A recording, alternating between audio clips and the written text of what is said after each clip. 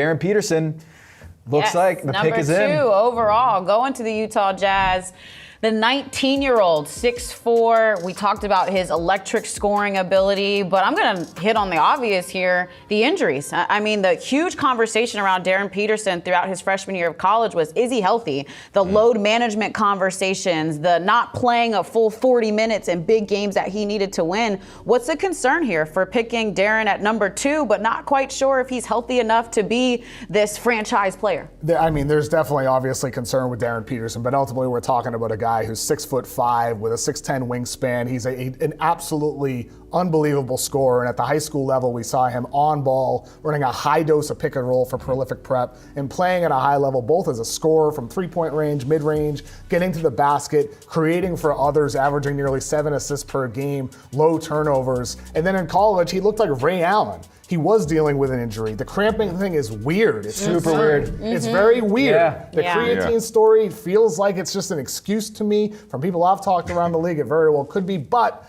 in my conversations with GMs and executives around the league, it does seem like whatever actually was causing it has been figured out. And from what I understand in workouts, he looks explosive. He told me when I interviewed him on Monday that he's just as explosive as he was back in high school. And I believe that to be true in my conversations. And so I think for the Utah Jazz, a team that did turn over every stone, did think about Cam Boozer, did think about Caleb Wilson, 2 very high-level options for them to choose Darryn Peterson with their success and their draft history. I think that alone, that choice, is a testament of where Peterson is today and what he could become in the NBA. You know, KLC, I just think this team handled it wrong.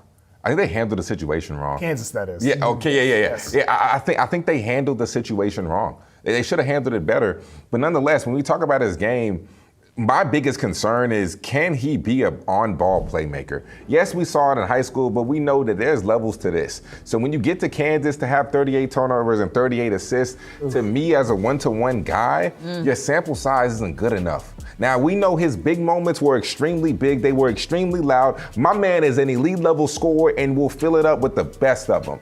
But I want to see if he can grow into a high-level playmaker, which I do think he has a skill set to be able to, but I want to see it first. It is wild to think that Caleb Wilson had a higher assist rate than Darryn Peterson. And we're thinking of Darryn Peterson as a guy who's the engine of an NBA offense. I think when we think about Ray Allen, I think he's probably closer to the Boston Celtics, Miami Heat Ray Allen, whereas earlier in Ray Allen's career, he was a guy who could create for others and have the ball in his hands.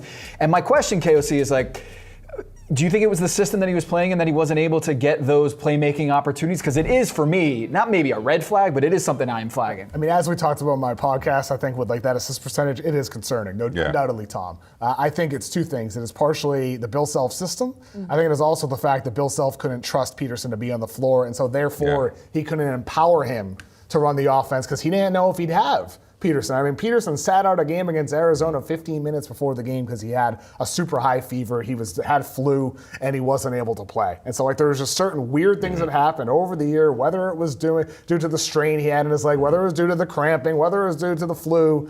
It was a weird year for Peterson, but it's very possible we look back years from now with Peterson as the number 2 pick in the draft and we're like, wow, that Kansas year should have been forgotten and forgiven. That's very possible when we look back. And I think that's the beautiful thing about right now is that the clock resets and everything just starts over. So whatever he does from this day forward, who cares about what happened in college? Who cares that you were cramping and you might have subbed yourself out? I don't care. You go to the Jazz, you go average 20 for the next 4 or 5 years, you get that max contract, and like you said, KOC, down the line, we do not care. We will joke about it. Remember when he was subbing himself out and catching cramps, and now he's an NBA All-Star 5 times? We won't care if he's an NBA All-Star, but we will care if it's a bust. Now, if it's a bust, that's the only way that we'll care. These issues continuing.